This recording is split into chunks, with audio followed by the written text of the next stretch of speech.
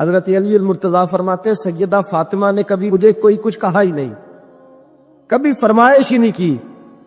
ایک دن بیمار ہو گئی تو کہنے لگیں، میں قریب بیٹھا تو میں نے کہا فاطمہ زندگی میں تو نے کبھی کچھ نہیں مانگا، اور عزت والے باپ کی عزت والی بیٹی، میرا دل کرتا ہے کوئی فرمائش تو کرنا۔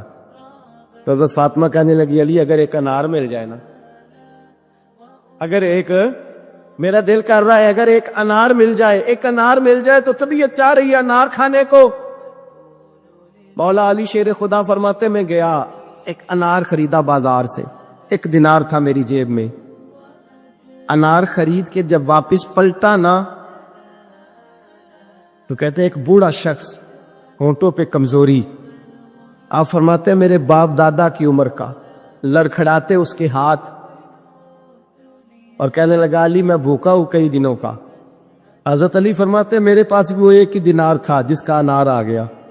کہتے میں نے اسی وقت وہ انار نکالا، اس شخص کے ہاتھ میں رکھا، بوجھل قدموں سے جب میں اندر داخل ہوا نا تو پاک رسول کی پاک بیٹی، عزت والے نبی کی عزت والی بیٹی، صبر والے معبود کی صبر والی بیٹی، کہتے ہیں جب میں نے اپنا قدم اندر رکھا دروازے کے تو فاطمہ نے میرا اترا ہوا چہرہ دیکھا تو کہنے لگی علی پیسے اللہ کے راستے میں دے آئے ہو، خیرات کر رہے ہو؟ حضرت شیر خدا رضی اللہ تعالیٰ عنہ فرماتے ہیں میں فاطمہ کی طرف دیکھا تو میں حیران ہو گیا۔ میں نے کہا فاطمہ تجھے، کہنے لگی مجھے یقین ہے آپ انار لینے گئے تھے، آپ نے خرید بھی لیا تھا، اور مجھے پتا ہے علی میرے ساتھ بے وفائی ہو ہی نہیں سکتی، یہ کسی سوالی نے مانگ لیا ہوگا، علی آ جا، مجھے انار کھانے سے وہ سکون نہیں ملا جو تو اللہ کے راستے میں دے آیا ہے تو سکون ملا، کھانے سے نہیں ملا جو تیرے دینے سے ملا ہے۔ مولا علی کہتے صبر کر کے میاں بیوی بیٹھ گئے تو دروازے پہ دستک ہوئی، ایتن اٹھ کے دروازے پہ گیا تو حضرت سلمان فارسی دروازے پہ کھڑے تھے، انہوں نے نا 9 انار مجھے دیے، کہنے لگے نبی پاک نے بھیجے ہیں، یہ 9 انار ہیں نبی پاک نے بھیجے ہیں۔ تو حضرت علی شیر خدا فرمانے لگے ہمارے نہیں کسی اور کے ہیں، ہمارے نہیں کسی پڑوسی کے ہیں، دائیں بائیں دیکھ لے، کہنے لگے نہیں تمہارے ہی ہیں، فرمانے لگے نہیں میرے ہوتے تو 10 ہوتے، اس لیے کہ اللہ فرماتا ہے من جاء بالحسنۃ فلہ عشر امثالھا، تم ایک نیکی کرو گے میں 10 کا اجر عطا کروں گا۔ فرمایا میرے ہوتے تو 10 پورے ہوتے، اللہ رسول نے بھیجے، اور میرا یقین کمزور ہو سکتا ہے، میرے ہوتے تو 10 ہوتے، یہ 9 ہے۔ حضرت سلمان فارسی نے جیب میں ہاتھ ڈالا، 10واں بھی نکالا، کہا علی تیرے 10 ہی تھے، میں تو تیرا امتحان لے رہا تھا، 10 ہی تھے تیرے، یقین کی دولت زنجیریں کاٹ دیتی، یقین کی دولت انسان کو نواز دیتی۔ جب تو لڑکھڑاتا ہوا آیا ہے، میرے نبی پاک نے فرمایا یوں نہ کہا کر کہ یا اللہ چاہے تو دے چاہے تو نہ دے، جب مالک سے مانگ تو کہا کر یا اللہ تجھی سے مانگنا ہے، میں لے کے اٹھوں گا، تو مجھے دے گا، پر میں جتنا تیرا یقین کامل ہوگا اتنا ہی اللہ تجھے جھولی بھر کے عطا فرمائے گا۔ کمزور سا مسلمان، لڑکھڑاتا سا مسلمان دیکھتا ہوں کرتا ہوں، اور یہ بھی نہ دیکھا کریں بھائی ایمان یقین کو استقامت کے درجے پہ لیں، یہ نہ دیکھا کریں کہ وہ کیسے دے گا، وہ کسی وسیلے کا محتاج نہیں ہے، وسیلے کو پسند کرتا ہے، پر وسیلے کا محتاج وہ بغیر وسیلے کے بھی دے دیتا ہے۔ ہر آدمی ماں باپ کے ذریعے پیدا ہوتا ہے، اگر پیدا کرنا چاہے تو جناب عیسیٰ کو بغیر باپ کے پیدا کر دیتا ہے۔ سوچ کو مسلمان کرو، اپنی زبان کو مسلمان کرو، اپنے کان کو مسلمان کرو، اپنی نظر کو مسلمان کرو، اپنی روح کو مسلمان کرو۔ 24 سال کی بیٹی کا اگر 4 سال کا بیٹا انتقال کر گیا، کسی نے جا کے کہا کہ بڑا ہی افسوس ہوا ہے تیرے بچے کا، تو ایمان نے اسے کتنا مضبوط کر دیا ہے، وہ کہتی ہے نہیں اللہ کی فصل ہے، پکی کاٹ لے تب بھی ٹھیک ہے، کچی کاٹ لے تب بھی ٹھیک ہے۔ اب یہ جو نظریہ ہے اس نے اسے جوان کر دیا ہے، مضبوط کر دیا ہے، توانا کر دیا، اس نے اس کے اندر ایک تبدیلی، اسلام سوچ کی تبدیلی کا نام ہے۔ اگر نظر بھی میلی رہے، زبان بھی گالی سے غیبت سے بھرپور رہے، دلوں میں حسد رہے، کینہ رہے، عداوت رہے، تو پھر من کے میلے اگر تن اجلا کر بھی لیں تو لوگوں کی نظر میں تو شاید وہ بن سمجھ جائیں، لیکن میرے نبی پاک نے فرمایا رب تو جب بھی دیکھتا ہے تیرا دل ہی دیکھتا ہے۔ ہم نا ہم اپنے بوسیدہ جسموں پر رنگین کپڑے پہن کے نا مرے ہوئے من کا تن اجالا کر کے لوگوں کے سامنے آتے، دیکھ لو میں کتنا نیک پرہیزگار ہوں۔ او بھائی، نیکی اور پرہیزگاری کا تعلق دنیا داروں کے ساتھ نہیں ہے، نیکی اور پرہیزگاری کا تعلق اللہ رسول کے ساتھ۔ تو بتا تیرا رب رسول کے ساتھ وہ رشتہ کتنا مضبوط ہے۔ حضرت بایزید بستانی رحمت اللہ علیہ کا زمانہ مبارکہ تھا، تو ایک یہودی اور مسلمان کا دوستانہ تھا، تو وہ یہودی سے وہ مسلمان دوست روز کہتا تو مسلمان ہو جا، وہ ٹال دیتا، کہتا چل یار ٹھیک ہے انشاءاللہ خیر ہو جائے گی، جس طرح انسان ٹال مٹول کرتا ہے نا اپنے جملوں میں، وہ ٹالتا۔ وہ کہتا نہیں یار تو مسلمان ہو جا، تو میرے دین میں آ جا، میرا دوستانہ بھی ہے، پیار بھی ہے، تعلق بھی ہے، میں چاہتا ہوں مذہب بھی ایک ہو جائے، عقیدہ اور نظریہ بھی، تو مسلمان ہو جا۔ جب اس نے کئی دنوں اصرار کیا اور بات کو نہ چھوڑا تو یہودی بول پڑا، کہنے لگا یار میں نے 2 اسلام دیکھے ہیں، بتا کون سا اختیار کروں؟ 2 اسلام دیکھے، کہا 2 اسلام کون سے؟ کہنے لگا ایک اسلام وہ ہے جس پہ تو عمل کرتا ہے، اور ایک اسلام وہ ہے جس پہ حضرت بایزید بستامی عمل کرتے ہیں۔ میں نے 2 اسلام دیکھے، ایک میں نے تجھے دیکھا ہے کہ میں شراب پیتا ہوں تو معاذ اللہ تو بھی میرے ساتھ پیتا ہے، حالانکہ تو مسلمان ہے۔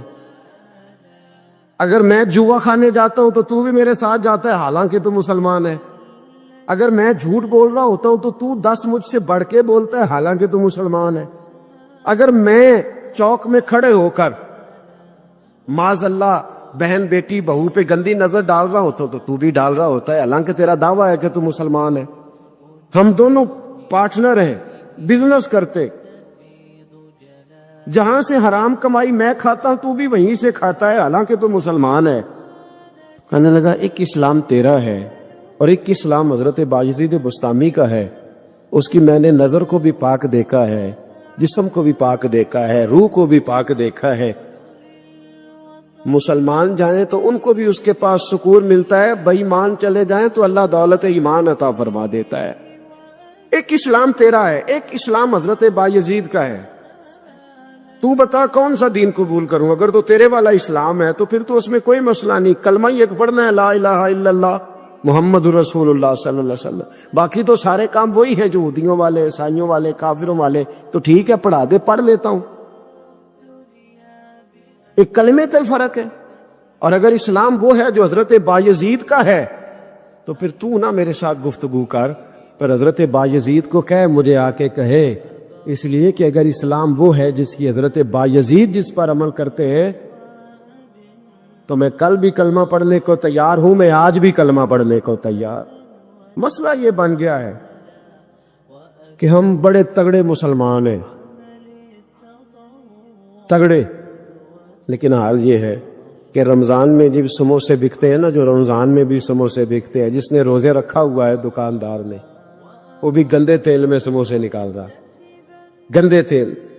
رمضان مبارک میں بھی جو پکوڑے بیچ رہا ہے نا، تو اس نے وہ والا بیسن خریدا ہے جو سب سے سستا ملتا ہے۔ اے مسلمان، یہ نہیں سب اس کو کوئی بندہ کہہ دے تو مسلمان نہیں، تو گریبان سے پکڑ لے گا، گرا لے گا۔ جو چوک میں کھڑا ہے نا، چوک میں بچیوں کے اسکول سے چھٹی ہوئی ہے، کالج سے چھٹی ہوئی ہے، تو جو چوک میں کھڑا ہے اگر آپ اسے بے ایمان کہیں گے تو وہ آپ کو لٹا کے ڈنڈوں سے مارے گا، حالانکہ کھڑا چوک میں ہے، تاڑ رہا ہے مسلمانوں کی بہو بیٹی کو۔ پر آپ بات کرے وہ کہے گا سب سے بڑا مسلمان میں ہوں، تو کیا ہوتا ہے؟ ہمارے حکمران کہتے مولانا آپ ہم پہ فتویٰ دیتے۔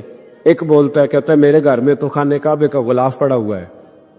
ایک کہتا ہے میرے پاس تو مسجد نبوی شریف میں جو صفائی ہوئی تو وہاں سے انہوں نے جو ریاض الجنہ کا قلین اٹھایا وہ میرے پاس پڑا ہے۔ ایک پاکستان کا صدر ایسا بھی گزرا ہے، کہتا مجھ سے زیادہ نیک کون ہوگا، میں تو 6 دفعہ کعبے کے اندر گیا ہوں۔ یہ اعلان کرتے ہیں۔ او خدا کے بندے، کعبے کا غلاف پاس ہونا اگر ایمان کی علامت ہوتی تو کعبہ تو سارے کا سارا ابو جال کے پاس تھا۔ اگر مسجد نبوی کا قلین پاس ہونا علامت ایمان ہے تو عبداللہ بن ابی سلول جو منافقوں کا سردار تھا وہ تو 5 نمازیں نبی پاک کے پیچھے پڑھتا تھا، تو رہتا ہی ریاض الجنہ میں تھا۔ اور اگر خانہ کعبہ کے اندر جانا ایمان کی علامت ہے تو 360 بت تو بڑا زمانہ رہے ہی اندر ہیں، باہر آئے ہی نہیں. یہ کس قسم کا فلسفہ ہے ہمارا؟ ہم کس قسم کا انداز رکھتے ہیں؟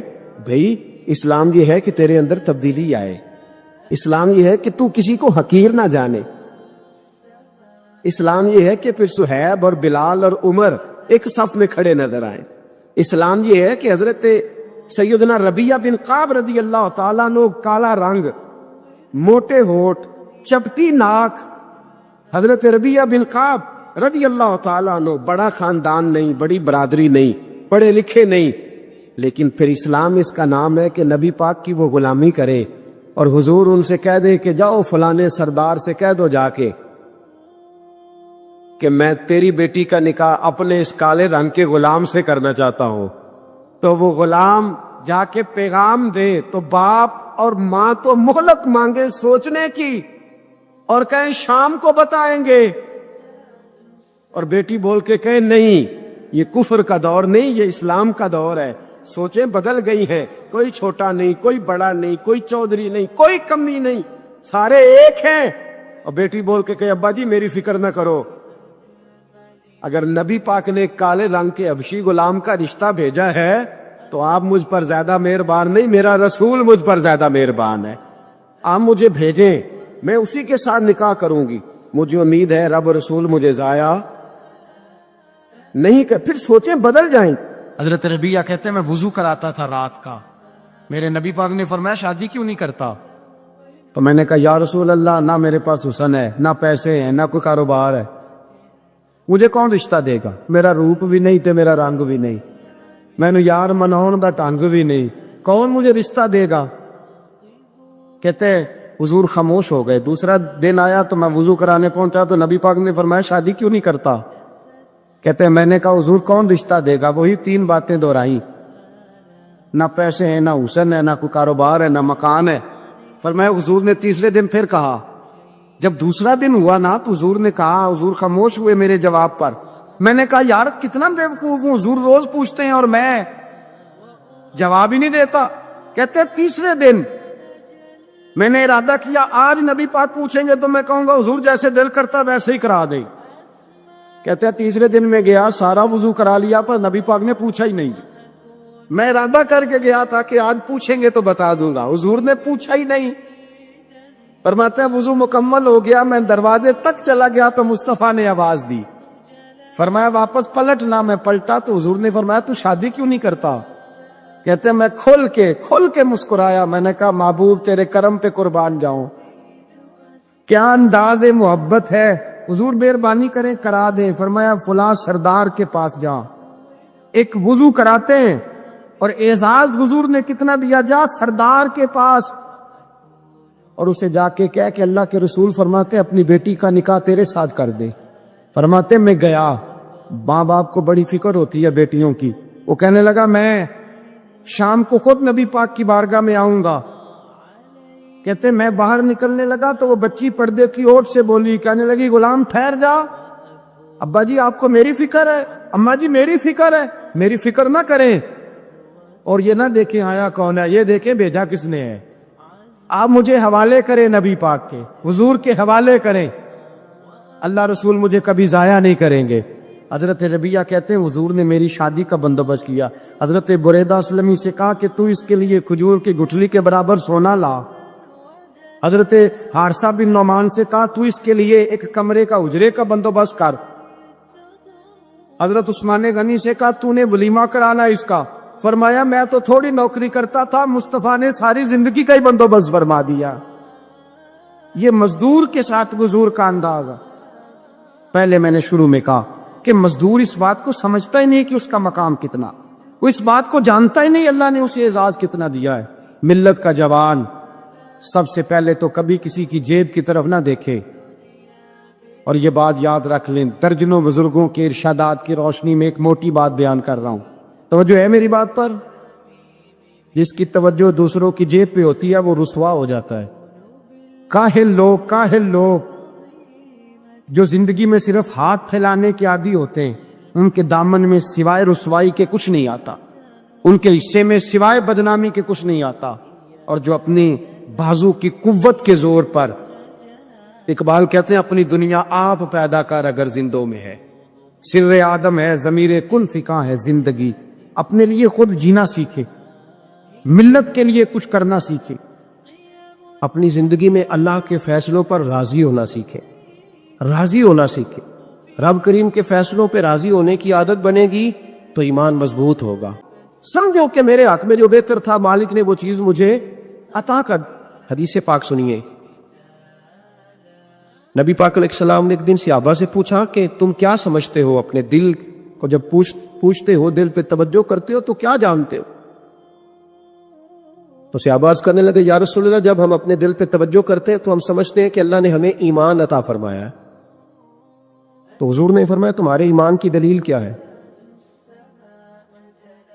ایمان کی کوئی دلیل بھی تو ہوتی ہے نا۔ ہمارے زمانے میں تو کوئی دلیل نہیں، نماز نہیں پڑھتا پھر بھی میں مسلمان ہوں، روزہ نہیں رکھتا پھر بھی مسلمان، جھوٹ صبح سے شام تک، کہتا خبردار کسی نے مجھے ذرا بھی بات کی سب سے بڑا مسلمان میں ہی ہوں، بددیانتی، دھوکہ، فریب، فرار، لیکن خبردار کسی نے کوئی بات کی سب سے بڑا مفتی میں ہی ہوں۔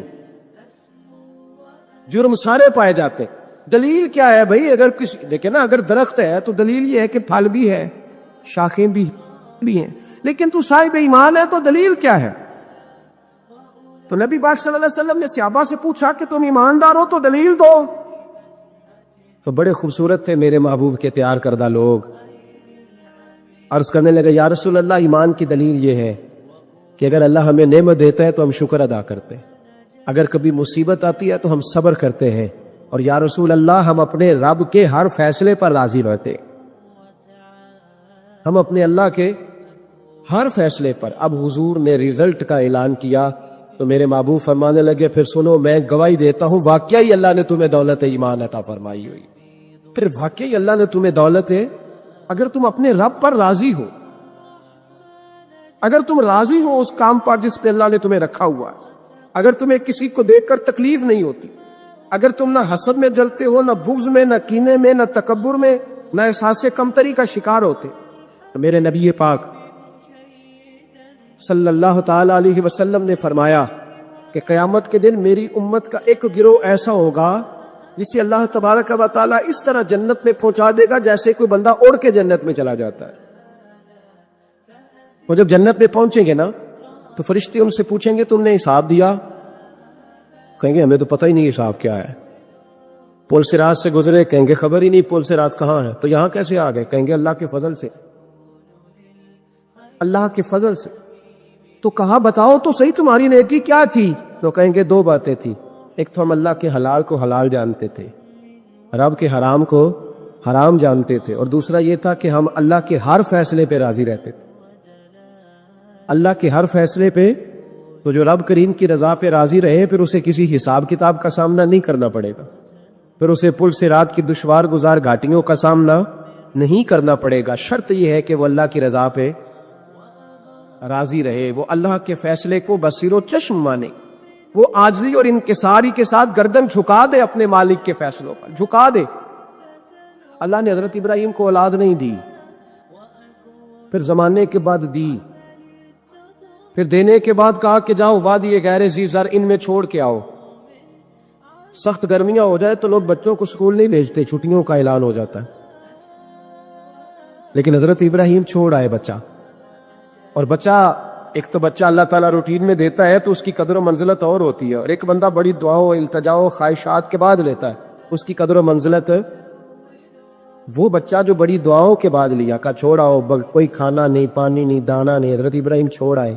13 سال اکٹھے رہنے کی اجازت نہ ملی، اور جب اجازت ملی تو کہا اب چھری اٹھاؤ اور بیٹے کی گردن پہ چلا دو۔ آپ اس کو آسان کام سمجھتے ہیں؟ اتنی تسلیم و رضا، ہر فیصلے پہ راضی ہونا، ہر فیصلے پہ۔ یہاں ہمارا حال یہ ہے کہ 2 منٹ کے لیے تکلیف آتی ہے تو لوگ واہ ویلا کرتے، شور مچاتے، کفر بولتے۔ ہر آدمی آپ اس کو ٹٹول کے دیکھیں تو کہتا ہے سب سے تکلیف میں ہی ہوں۔ کس سولی پہ لٹکے ہوئے ہم؟ آخر کون سا معاشرے کا ایسا دکھ ہے جو صرف ہمارے پاس ہی آ گیا؟ ہر آدمی کہتا ہے مجھے نہ چھیڑنا، سب سے زیادہ غمگین میں ہی ہوں۔ بھائی بتا تو صحیح نا کہ آخر کون سی ایسی چیز ہے جو مالک نے تجھے عطا نہیں فرمائی؟ لیکن ہماری آزمائشیں ہیں، ہمارے جملے ہیں، ہماری گفتگو ہے کہ ان سے شکوہ چھلکتا، ان سے شکایتیں ٹوٹ ٹوٹ کے نیچے گرتی ہیں. ہم یہ سوچتے ہی نہیں کہ ہمیں نہیں پتا ہمارے حق میں بہتر کیا ہے.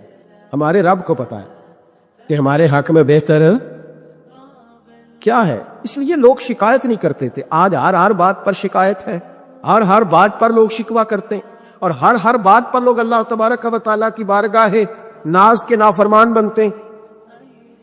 اور پھر سوال کیا، یا اللہ تو راضی ہو جا، یا اللہ تو. اور اللہ کیا فرماتے ہیں موسیٰ اپنی قوم سے کہو یہ مجھ سے راضی ہو جائے میں بھی ان سے راضی ہو جاؤں گا. حضرت رابعہ بصری رحمۃ اللہ تعالی علیہ نا طبقہ صوفیاء میں ایک بڑی منفرد حیثیت رکھتی ہیں، علیحدہ ایک مقام ہے. اور ان کی زندگی بتاتی ہے کہ اللہ کی معرفت اور رب تبارک و تعالیٰ کا قرب صرف مرد کے لیے خاص نہیں. اگر عورت بھی توجہ کرے تو اللہ اسے بھی خزانے کھول کے عطا فرماتا ہے، اسے بھی اللہ خزانے کھول. حضرت رابعہ بصری اکثر نہ اولیاء اللہ کی مجالس میں جا کے بیٹھتی تھی، بیٹھتی پردے کے اندر تھی لیکن بیٹھا کرتی. جو لوگ اس رستے کے مسافر ہوتے ہیں وہ بات کو سمجھتے ہیں کہ یہ گہرا معاملہ ہوتا ہے. کسی جگہ سے کوئی ایسی چیز ملتی ہے جس کو فوری طور پر طبیعت اور نفس قبول نہیں کرتا. لیکن جو صوفیاء ہوتے ہیں نا، سالکین طریقت، معرفت کے رستے کے مسافر، وہ چونکہ مسافر ہوتے ہیں تو انہیں جو بندہ بھی منزل کا رستہ بتاتا ہے وہ اس کی بات غور سے سنتے ہیں، اعتراضات نہیں کرتے، شکوے نہیں کرتے، بن کے نہیں بیٹھ جاتے. ہمارے زمانے میں مسافر نہیں ہے طریقت کے، ہمارے زمانے میں یہاں مرید کامل ہے، یہاں پھر پیر ہیں جو مطلق العنان ہے، جن کے سامنے جو سوال ہی نہیں پیدا ہوتا کسی اور کی بھی سنے، ممکن نہیں. حضرت رابعہ بصری بیٹھی تھی.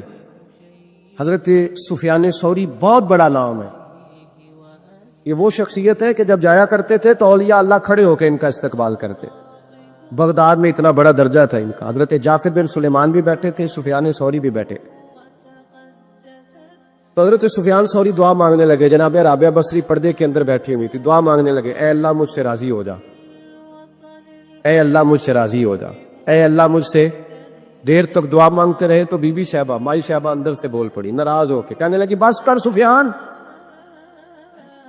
کیا دعا مانگ رہا ہے تو؟ کب سے میں سن رہی ہوں، بس کر. کیا ہوا، تو کیوں ناراض ہوتی ہے؟ فرمانے لگی سفیان تو نے ایک بار بھی کہا میں نے برداشت کیا، دوسری بار بھی کہا، بتائیے دعا ٹھیک ہے کہ نہیں ان کی؟ اے اللہ تو مجھ سے راضی ہو جا. اس دعا پہ ناراض ہوگی مائی صاحبہ. کہنے لگی تو نے ایک بار بھی مانگی تو میں چپ رہی، دوسری بار بھی مانگی تو اب تو چپ ہی نہیں کر رہا، بس کر. تو حضرت سفیان کہنے لگے چل میری اصلاح کر دے. تو مائی صاحبہ کہنے لگی تو یہ تو کہہ رہا ہے یا اللہ راضی ہو جا، یا اللہ راضی ہو جا، پہلے تو بتا تو اللہ سے راضی ہے؟ پہلے اپنے نفس پر نظر ڈالنا، تو راضی ہے؟ روز نہیں مانتا کہ 2 کروڑ چاہیے، 6 کروڑ چاہیے انسان کا نفس. روز نہیں کہتا بڑی گاڑی چاہیے، روز نہیں کہتا میرے بھی ٹھاٹ بات ہو، میں بھی بڑی گاڑی میں کھڑے ہو کے لوگوں کو ہاتھ لہرا کے لیڈر بنوں. روز نہیں کہتا میرا بھی بڑا نام ہو.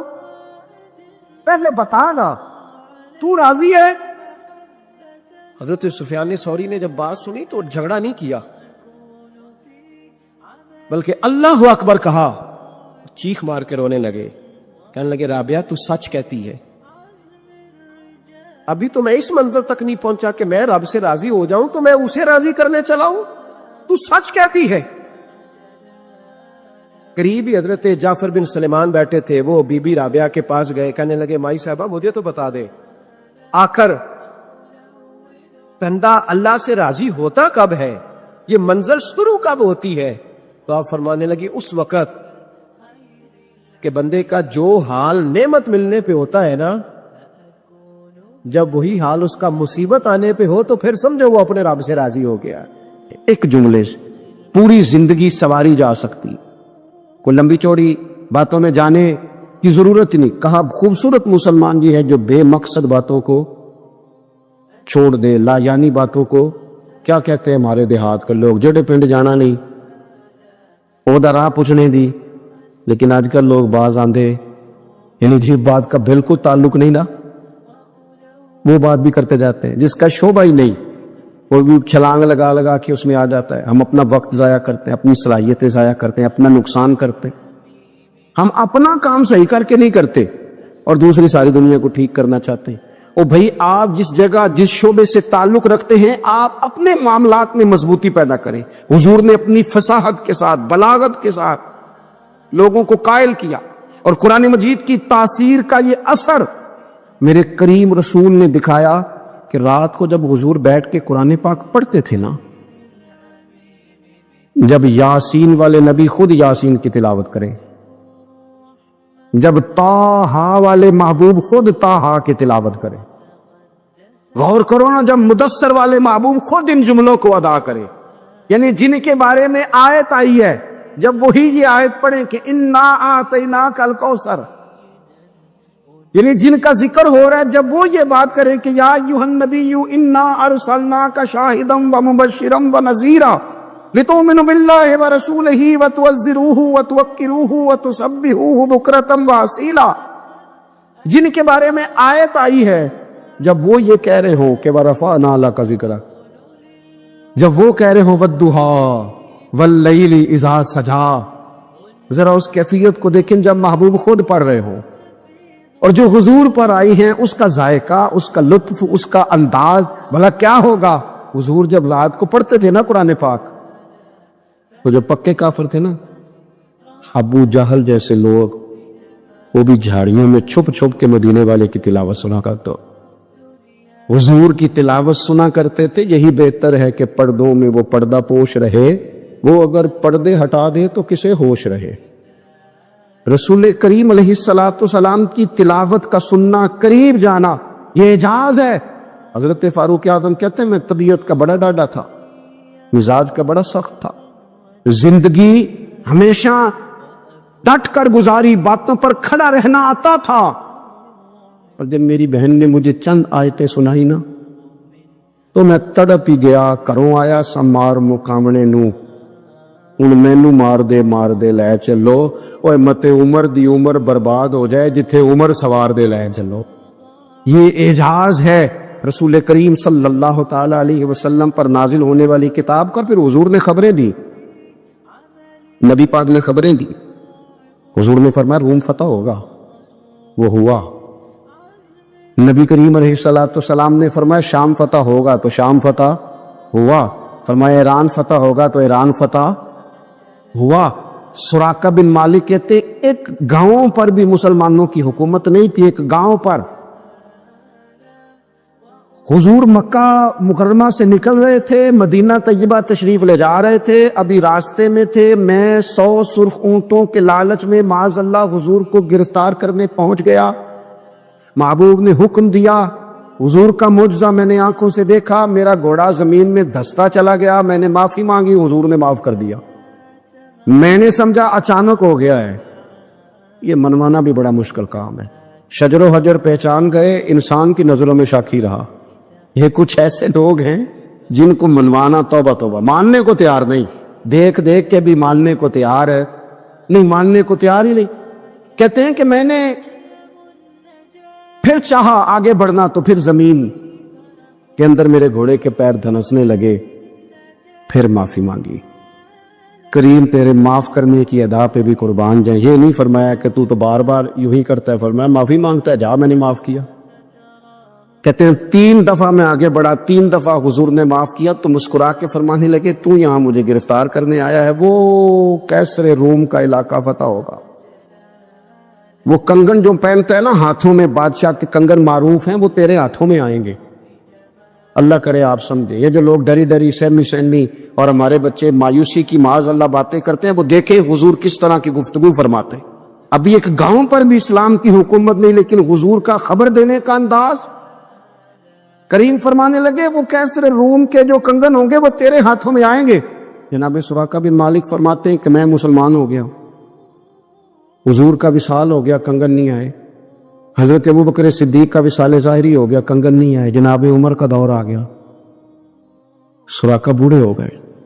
کوئی بندہ پوچھتا نا کہ اب تو عمر ڈھل گئی ہے، زندگی کا پتہ نہیں، کہنے لگے نہیں میں نہیں جاتا، جب تک کنگن نہیں آتے اسرائیل کوئی نہیں آئیں گے.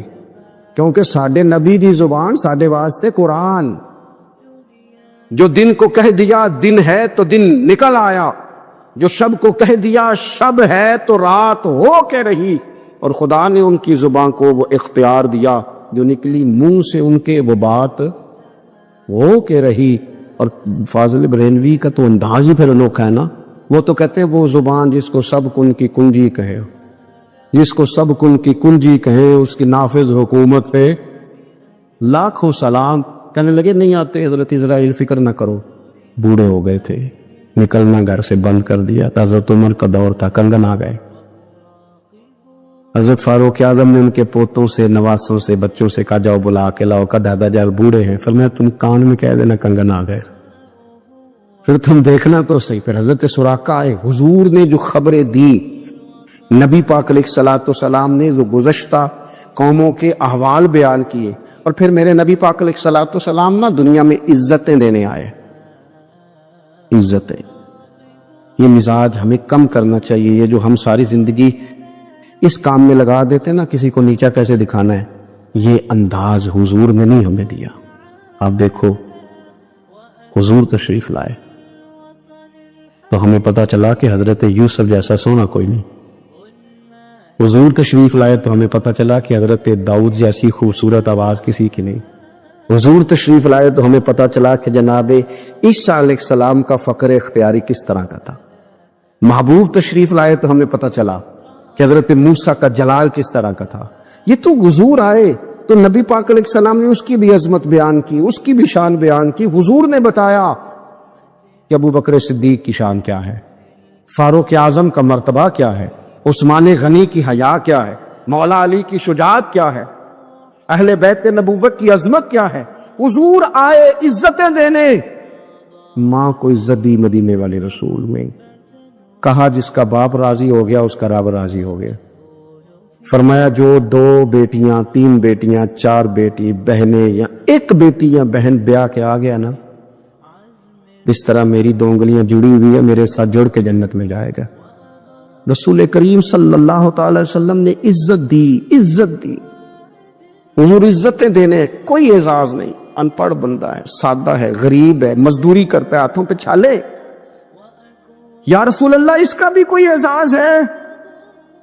قربان جائیں، میرے کریم نے عزت دی، فرمایا محنت کر کے روزی کمانے والا تو اللہ کا دوست ہے، یہ اینٹیں اٹھانے والا، یہ مشقتیں کرنے والا، یہ صبح دیہاڑی پہ جانے والا، یہ بیچارہ جو اچار سے روٹی کھاتا ہے، تو نے ہر شخص کی قسمت میں یہ عزت لکھی، اور آخری خطبے کی صورت میں وصیت لکھی۔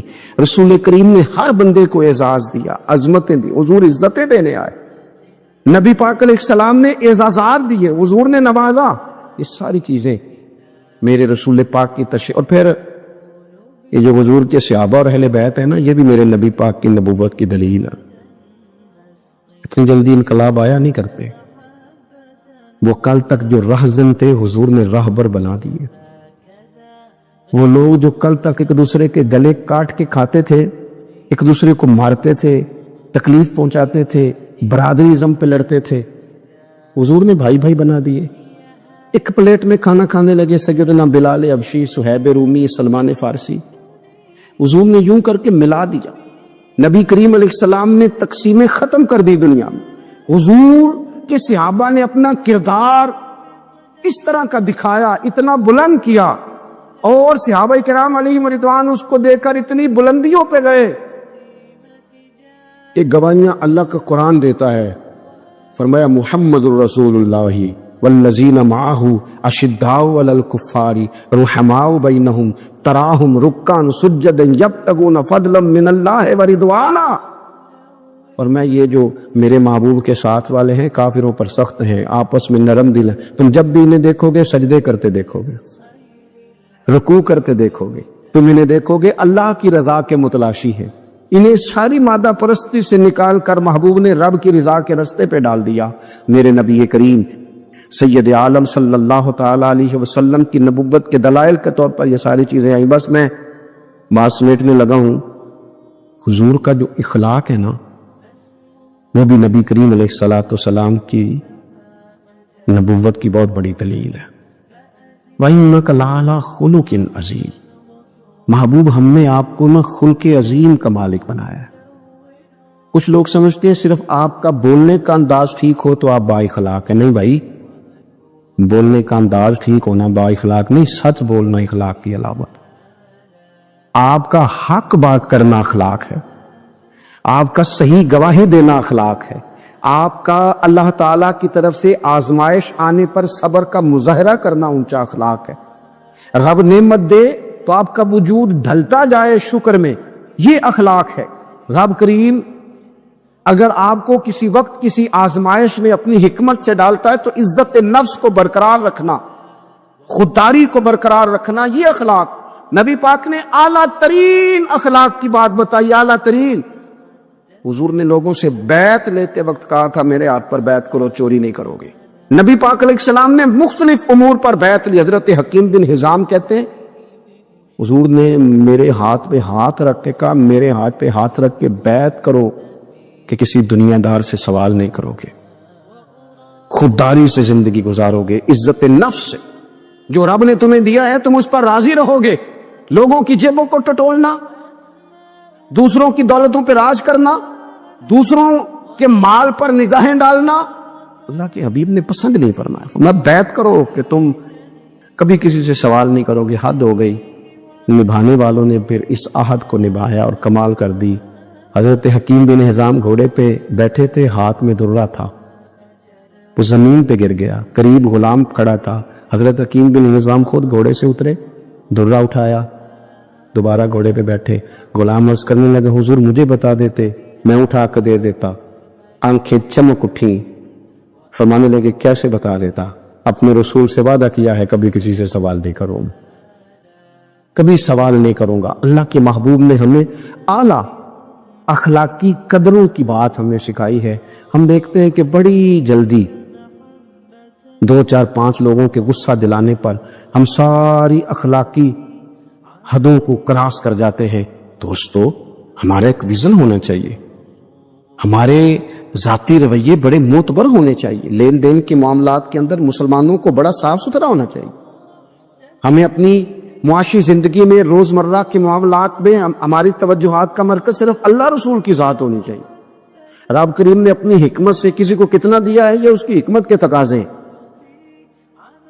ہمیں اس نے جس رنگ میں جس حال میں رکھا ہے ہمیں اپنے رب کی رضا پر بہت زیادہ مطمئن ہونا چاہیے۔ اچھا پھر ایک اور بات، جن چیزوں کو ہم نے دکھ بنایا ہے نا یہ تو وہاں دکھ تھا ہی نہیں۔ مہینہ مہینہ چولہا نہیں جلا، لیکن کسی جگہ اظہار غربت ہے، حضور کی اولاد پاک کا، یہاں صاحب کا، یہاں ازواج کا، مہینہ مہینہ چولہا نہیں جلا۔ لیکن یہ اخلاق عالیہ کا حسن دیکھو، اپنے گھر مہینہ مہینہ چولہا نہیں جلا، جو مانگنے آیا اسے جھولی بھر کے عطا فرمایا، کوئی دروازے سے خالی نہیں گیا۔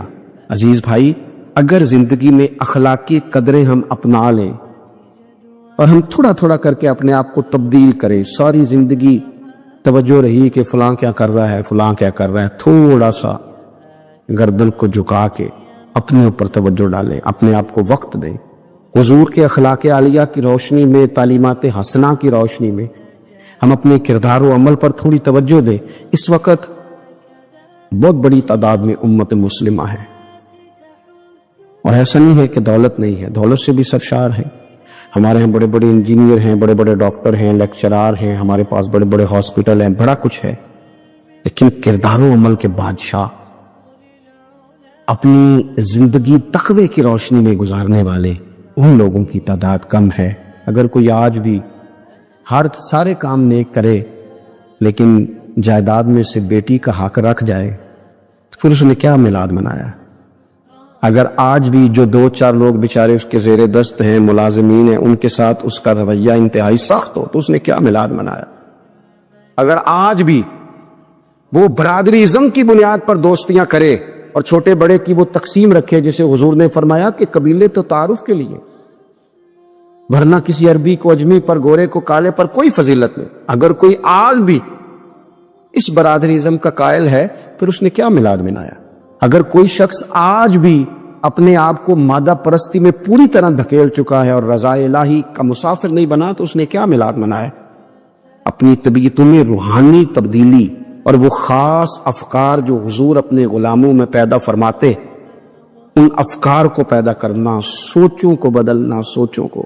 نبی کریم صلی اللہ تعالی علیہ وسلم امی ہیں، لیکن حضور نے کائنات کے رازوں سے پردے ہٹا دیے، نبی کریم نے جینے کے سلیقے بتا دیے، حضور نے ہر شخص کو اس کے مقصد حیات سے آگاہ کر دیا۔ نبی کریم علیہ السلام نے وہ فلسفہ حیات بیان کیا کہ لوگوں کو صرف جینے میں ہی مزہ نہیں آیا، مرنے میں بھی مزہ آنے لگا۔ لوگ آگے بڑھ بڑھ کے جانیں پیش کرنے لگے، اپنی اولادیں قربان کر، جو فلسفیوں سے کھل نہ سکا اور نکتہ بروں سے حل نہ ہوا، وہ راز ایک طیبہ والے نے بتلا دیا چند اشاروں میں۔ حضور سید عالم علیہ السلام فرماتے ہیں اللہ حیا فرماتا ہے کہ اس کا بندہ اس کے سامنے ہاتھ پھیلائے اور اللہ اس کے ہاتھوں کو خالی واپس کر دے۔ اللہ حیا فرماتا ہے۔ کیا معنی ہے کہ اللہ تبارک و تعالی لحاظ کرتا ہے اس بات کا کہ اس بندے کی امید نہ ٹوٹ جائے، رب کی بارگاہ سے جو اس کی توقع ہے وہ توقع نہ ختم ہو جائے۔ نبی پاک صلی اللہ تعالی علیہ وسلم نے فرمایا رب حیا کرتا ہے، اور ایک مقام پہ حضور نے فرمایا جب سفید داڑھی والا مسلمان قبر میں جاتا ہے تو اللہ فرشتوں سے فرماتا ہے اسے عذاب نہ دینا، مجھے حیا آتی ہے۔ لیکن اگلے لفظ جو حضور نے بیان فرمائے وہ سمجھنے والے ہیں، فرمایا رب کہتا ہے مجھے حیا آتی ہے، تو بندے کو بھی تو حیا کرنا چاہیے، اس کو بھی حیا کرنا چاہیے کہ کوئی تو موقع ایسا ہو جب میں کوتاہیوں سے بچوں۔ اپنے مالک سے حیا کرنا، جب ہم لوگوں کے بیچ ہوتے ہیں تو لوگوں سے حیا کرتے ہیں۔ حضرت عثمان غنی رضی اللہ تعالیٰ عنہ غسل خانے کی چار دیواری کے اندر بھی غسل کرتے تھے تو تہمت باندھ کے، تو گھر والوں نے یہ کسی نے پوچھا کہ حضور غسل خانہ چاروں جانب سے بند ہے اور اس کے اوپر چھت ہے اور آپ اس میں غسل کر رہے ہیں، تو پھر بھی آپ تہمت کے ساتھ، اور بڑا سمٹ کے اور بڑا کونے میں بیٹھ کے، تو آپ فرمانے لگے جب لوگوں کے بیچ ہوتا ہوں تو لوگوں سے حیا کرتا ہوں، جب تنہا ہوتا ہوں تو رب سے حیا کرتا ہوں۔ حضرت امام اعظم ابو حنیفہ گھر کی چار دیواری میں بھی ننگے سر نہیں بیٹھتے تھے، ٹانگیں پھیلا کے نہیں بیٹھتے تھے، فرماتے تھے سوتے وقت یہ کام کروں گا، میں گھر میں بھی وہ لہجہ اختیار نہیں کرنا چاہتا، اس لیے کہ میں اس رب کا ماننے والا ہوں جو حی و قیوم، جو ہر جگہ دیکھتا ہے، رب سے بھی حیا۔ اور آپ کو پتہ ہے ہمارے صوفیاء نے فرمایا ہے کہ سب سے زیادہ اللہ سے وہ بندہ حیا کرتا ہے جو اپنے خیالات پر کنٹرول کرتا ہے، اپنے جذبات پر کنٹرول کرتا ہے، جو وسوسوں کو نہیں آنے دیتا، جو اپنی طبیعت میں کوشش کرتا ہے کہ اچھے خیالات ہی رہیں، وسوسے آئیں تو جھٹک دیے جائے، اس لیے کہ وہ نبی پاک علیہ السلام کا جو فرمان موجود ہے نا کہ رب نہ تمہاری جیبیں دیکھتا ہے نہ صورتیں دیکھتا ہے، وہ جب دیکھتا ہے تمہارا دل دیکھتا ہے۔ تو وہ حیا کرتے ہیں کہ دل میں کوئی ایسا خیال آئے جو غلط ہو، برا ہو، گندا ہو، چونکہ مالک نے دیکھنا ہے، وہ اس لیے خانہ دل کو صاف رکھتے ہیں۔ لیکن نا کوئی مہمان گھر میں آتا ہے تو لوگ فٹافٹ صفائی نہیں کرتے، چیزیں نہیں اٹھاتے کہ وہ کیا سوچے گا، یہ کتنے میلے کچیلے ہیں، وہ کہ مہمان نے دیکھنا ہے، اور جس دل کو رب رحمان نے دیکھنا ہے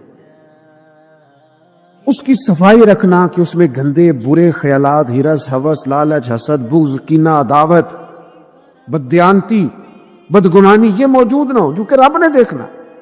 اللہ کے پیارے رسول صلی اللہ تعالی علیہ وسلم نے فرمایا اللہ تعالیٰ سے حیا کرو جس طرح حیا کرنے کا حق ہے۔ تو صحابہ کہتے ہیں ہم نے عرض کی یا رسول اللہ صلی اللہ تعالی علیہ وسلم الحمدللہ ہم اللہ سے حیا کرتے ہیں، تو حضور نے فرمایا حیا کا وہ معنی نہیں جو تم نے سمجھا ہے، تو یا رسول اللہ پھر سمجھا دیں کیا معنی ہے حیا کا؟ تو نبی پاک علیہ السلام فرمانے لگے اللہ سے حیا کا حق یہ ہے کہ تم اپنے سر میں جو موجود افکار ہیں ان کی حفاظت کرو، اپنی سوچوں کی حفاظت کرو، پھر تم نے اللہ سے حیا کی۔ اور حضور فرمانے لگے جو کچھ تمہارے پیٹ کے اندر ہے جب تم اس کی حفاظت کرو گے تو پھر تم نے اپنے رب سے حیا کی، یعنی حرام نہ کھانا۔ نہیں پتا سارے زمانے کو کہ تمہارا رزق حلال ہے کہ حرام ہے، پر تمہارے رب کو پتہ ہے نا، لہذا حیا کرنا۔ लुकमा हराम करीब न आने पाए। और हुजूर अलैहिस्सलातु वस्सलाम फरमाने लगे, ये भी याद रखना कि मौत और हड्डियों के गल सड़ जाने को तुमने याद रखा हुआ हो, और फरमाया ये भी याद रखना कि तुमने क़यामत के दिन दोबारा उठना है, रब की बारगाह में खड़ा होना है। अगर तुमने इन सब चीज़ों को याद रखा फिर तुमने सही मानों में अपने रब से हया की। और अगर तुमने ये भुला दिया है और बस ठीक है दौड़ के आए, नमाज पढ़ ली और जनाब महफिल मिलाद में जाने का वक्त आया तो कहीं से उधार टोपी लेके सर पे ओढ़ ली और लिबास जो है वो शलवार कमीज़ वाला निकल आया और लहजा बदल गया, तो फिर कुछ ज़ाहिरी तौर पर तो चीज़ें बेहतर की लेकिन हकीकी मानों में अपने रब से हया नहीं की। हुजूर फरमाते हैं कुछ लोग तहामा पहाड़ जितनी नेकियां लेके आएंगे क़यामत के दिन, लेकिन वो अल्लाह हवा में उड़ा देगा। क्यों? इसलिए कि लोगों के सामने नेकियां करते थे, जब अकेले होते थे फिर गुनाह करते थे। उनकी वो जो तन्हाई की नापाकी है ना, यानी वो जो अकेले में रब से हया करना चाहिए था, वो हया चूंकि मौजूद नहीं है तो रब फरमाएगा वो तो तुमने लोगों के सामने वज़ादार बन के वक्त गुजारा है, मेरे सामने तो तुम्हारी तन्हाई बड़ी नापाक रही, लिहाजा वो सब नेकियां भी हवा में उड़ा दी जाएंगी। खूबसूरत जिंदगी, खूबसूरत लबो लहजा, खूबसूरत बोलना, खूबसूरत आना जाना। मैं तलबा से कहा करता हूं कि बड़ी पसंद का भी तुम्हारा खाना पका हुआ हो तो इस तरह ना खाओ कि महसूस हो कि पता नहीं कितनी देर के बाद खा रहा। तुम्हारा लहजा साफ सुथरा, तो जो हमें कहा गया कि भूख हो भी तो जरा हाथ हटा लो, खाने में, पीने में, लिबास पहनने भी आप अनोख। मैं नौजवानों से अर्ज करूंगा तुम्हारी कटिंग क्यों इस तरह की लगे कि जिसमें कोई तबीयत का अनोखापन जाहिर हो, जिससे तुम्हारी वजादारी पे जरब आए। तुम्हारा बात करना इतना कमजोर क्यों लगे कि जिससे महसूस हो कि यार इसकी तो अभी तरबियत होने वाली। तुम्हें क्यों इस बात की कमजोरी महसूस हो कि लोग मेरी तरफ देखें, लोग मुझे जानने लग जाएंगे, तो कमजोरी है। एक खूबसूरत वजादारी, यानी खुदा जाने बुलंदी है कि पस्ती पर जहां मैं हूं वहां कोई नहीं है। एक खास इत्मीनान हो, जिंदगी में ठहराव हो, हुस्न हो, आप जहां हो वहां मुतमईन हो। आपकी तबीयत बताए कि अल्लाह ताला ने आपको सुकून अता फरमाया हुआ है, ठहराव है, खुदा का शुक्र है, दौलत है, सेहत है, बच्चे हैं, औलाद है, दोस्त अच्छे हैं। आप इन सारी जायज नेमतों पर अल्लाह के हुजूर शुक्र गुजार हो, लेकिन कोई मिजाज में छिछोरापन ना हो, कोई तबीयत इस तरह की ना हो जिस तरह महसूस हो कि आप अपना बोझ किसी पर डालना चाह रहे हैं, या आप कोई इस्तराब का शिकार हैं या बेचैनी का शिकार हैं। हम कभी कभी अपने हालात बताते भी इतना दूर निकल जाते हैं कि बाज दफा कहने को जी चाहता है यार कोई नेमत है ही नहीं तेरे ऊपर, इतना कमजोर हो गया, तू हर बात में दुखड़े ही सुना रहा है, हर वक्त का दुख ही तेरे साथ है। इतने कमजोर नहीं, निहायत वजादारी, निहायत खूबसूरती। हजरत अबू ज़र गिफारी एक कंबल में वक्त गुजारा है, मदीने से दूर रबजा में जिंदगी गुजारी, 5 लोगों ने जनाजा पढ़ा है, असी किसी दे कुछ भी नहीं लगते, ना कोई साडा दर्दी। लेकिन रसूल करीम ने फरमाया जमीन के ऊपर और आसमान के नीचे मेरे अबू ज़र से सच्चा बंदा कोई नहीं। लेकिन वो टाट और बोरिये में भी वजादार, इत्मीनान, सुकून, ठहराव, अल्लाह रसूल की बारगाह में मकबूलियत, ये असल कामयाबी है बंदा मोमिन की। नबी पाक अलैहिस्सलाम ने सहाबा से पूछा कि वो कौन सा दरख्त है जिसकी मिसाल मोमिन की तरह है, तो हज़रत अब्दुल्लाह इब्न उमर फरमाते हैं मुझे सवाल का जवाब आता था कि वो खजूर का दरख्त है।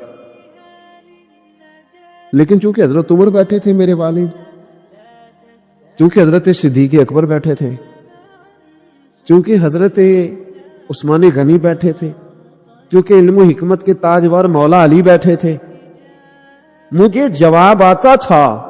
लेकिन हजरत अब्दुल्लाह इब्न उमर फरमाते हैं हया माने थी, हया ने मुझे मना किया कि इतने बुजुर्ग बैठे हों और तू जवाब देता फिरे। हमारे मुफस्सिरीन के नाम ने यहां लिखा है कि असातिज़ा और मशाइख की मौजूदगी में इल्म बताना भी मना है। आपके बड़े बैठे हों, आप तकरीर करने से भी लिहाज करें, आप वहां कोई मसला नहीं बयान करें। यहां तो बड़े मामलात और हो जाते हैं। हमें अपने बुजुर्गों के सामने एक खास वजादारी वो बंदे को खूबसूरत करती है। हजरत अब्बास हुजूर के चचा हैं, उनके बेटे जनाब अब्दुल्लाह इब्न अब्बास फरमाते हैं میرے والد سے کسی نے پوچھا تھا آپ بڑے ہیں کہ نبی پاک؟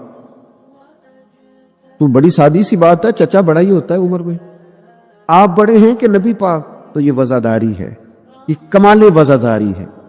یہ ان لوگوں کا طریقہ ہے جو بڑے رسیلے سجیلے، جو بڑے خوبصورت لوگ ہوتے ہیں، جن کے لہجوں سے لفظ نہیں شہد ٹپکتا ہے. حضرت عباس رضی اللہ تعالیٰ عنہ فرمانے لگے کیا کہا تم نے؟ میں بڑا ہوں کہ حضور؟ فرمانے لگے بڑے تو حضور ہی ہیں، پیدا پہلے میں ہوا تھا، ولادت پہلے میری ہوئی تھی، بڑے بہرحال وہی ہیں، پیدا پہلے میں ہوا تھا. یہ جو وزاداریاں ہیں، یہ جو خوبصورتیاں ہیں، یہ جو آپ کے مزاج کے اندر خوبصورتی ہے، یہ جو لہجے کے اندر حسن ہے، یہ ایک بڑا ضروری کام ہے. بہت سارے لوگ دینی لوگوں سے مسئلہ پوچھنے آتے ہیں، لیکن ان میں 60% لوگ وہ ہوتے ہیں جو مسئلہ پوچھنے نہیں آتے، مفتی صاحب کو مسئلہ بتانے آتے ہیں. میری طرح کا بندہ تو چونکہ ذرا جلدی قائل ہو جاتا ہے، وقت تھوڑا ہوتا ہے، تو بہت سارا ٹائم نہیں دے پاتے. تو میں کہتا ہوں کہ آپ کے خیال میں جو مجھے کہنا چاہیے وہ آپ مجھے بتا دیں، میں آپ کو کہہ دیتا ہوں، کیونکہ آپ جو چاہ رہے ہیں وہ تو ہے آپ کی مرضی کا فتویٰ. تو مجھے آپ بتا دیں بھلا اس سوال کا جواب کیا ہونا چاہیے، میں آپ کو بتا دیتا ہوں. لیکن اگر آپ مجھ سے پوچھنے آئے ہیں تو پھر آپ حوصلہ کریں، پھر دین جو بات کہتا ہے وہ مجھے بیان کرنے دیں، پھر مرضی کا فتویٰ حاصل نہ کریں، پھر ذرا رکیں. اور یہی حالت بہت سارے اللہ ماشاء اللہ شاگردوں کی ہوتی ہے. ان کا خیال ہوتا ہے استاد میری مرضی کے حساب سے تعلیم دے، مریدین کا خیال ہوتا ہے کہ شیخ اس طرح کر کے چلے. تو بھئی تیری شرطوں پہ ہی کرنا ہے، اگر تجھ کو قبول تو یہ سہولت تو مجھے سارا جہاں دیتا ہے. اگر تیری شرطوں پہ تو نے آنا ہے کہ میرے پاس یہ ٹائم ہے تو اس ٹائم آؤں گا، تو میں اس وقت پسند کرتا ہوں تو میں اس وقت آؤں گا، تو آپ اگر یہ کہیں گے تو پھر میں یہ تیری شرطوں پہ ہی کرنا ہے، اگر تجھ کو قبول، یہ سہولت تو مجھے سارا جہاں دیتا ہے. پھر تو ٹھیک ہے. اگر ہم نے کچھ لوگ کچھ دو کی پالیسی پہ ہی تعلق بنانا ہے تو پھر استادی شاگردی تو نہ ہوئی، پھر تو ٹھیک ہو گیا. پھر یارانے کریں گے، دوستیاں کریں گے، اس طرح کے لوگ تو ڈھیروں مل جاتے. اپنی زندگی کے اندر وزاداری، خوبصورتی، ٹھہراؤ، لہجے کے اندر حسن، مزاج کے اندر ایک کمال. حضرت امام مالک رحمت اللہ علیہ کو کسی بات پر امام اعظم نے بڑا ڈانٹ دیا، شاگرد تھے، بڑا ڈانٹ دیا، سخت ڈانٹا. اور اس کے بعد بھی وقفے وقفے سے کبھی کوئی ایسی بات ہوتی تو امام صاحب کہتے ہیں میری طبیعت سے وہ غصہ نہ جاتا کہ یار اس نے ایسا کیوں کیا. کچھ عرصے کے بعد جا کے وہ بات کھلی کہ جس بات پر امام ابو مالک کو ڈانٹا ہے ان کی تو غلطی نہیں تھی، دوسرے کلاس فیلو کی غلطی تھی. ان کی تو انہوں نے تو یہ بات کہی نہیں، تو کسی اور نے کہی تھی، اور نام ان کا لگ گیا. بچے کر دیتے ہیں نا، شرارت کسی نے کی، نام کسی. تو امام اعظم ابو حنیفہ رحمۃ اللہ علیہ امام مالک سے کہنے لگے بیٹا تم نے بتایا کیوں نہیں، اتنی ڈانٹ کھا لی.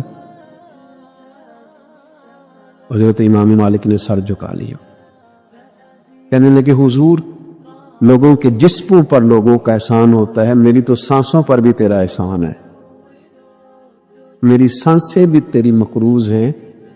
یہ جو لوگ مالک کو جانتے ہیں یہ اس نسبت سے جانتے ہیں کہ یہ ابو حنیفہ کی گلی میں آتا جاتا ہے. سونیا زندگی میں جتنا نام اور عروج پایا تیرے صدقے پایا، 4 جھڑکیاں نہ سہ سکتا تیرے نام پر، میں نے پسند نہیں کیا. اور پھر آپ نے پوچھا بھی تو نہیں نا کہ بتاؤ، آپ نے کہا ڈانٹ کھانی ہے تو دکھ قبول محمد بخشا بس راضی رہن پیارے. ایک بار کا ذکر ہے، حضرت علی مسجد میں بیٹھے تھے. اسی وقت ایک غریب فقیر مسجد میں آیا. اس کے کپڑے بہت پرانے اور پھٹے ہوئے تھے، چہرہ تھکا ہوا تھا اور آنکھوں میں بھوک کی جھلک صاف دکھ رہی تھی.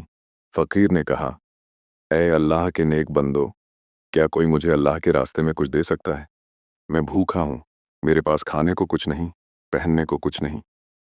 مسجد میں بیٹھے لوگ چپ رہے، کسی نے جواب نہیں دیا. یہ دیکھ کر حضرت علی نے اس فقیر سے فرمایا اے فقیر ٹھہر جا. حضرت علی اٹھ کر اپنے گھر گئے. گھر میں اس وقت کوئی زیادہ سامان نہیں تھا، صرف اپنی کوچ، جرا، لوہے کا بختر رکھی ہوئی تھی.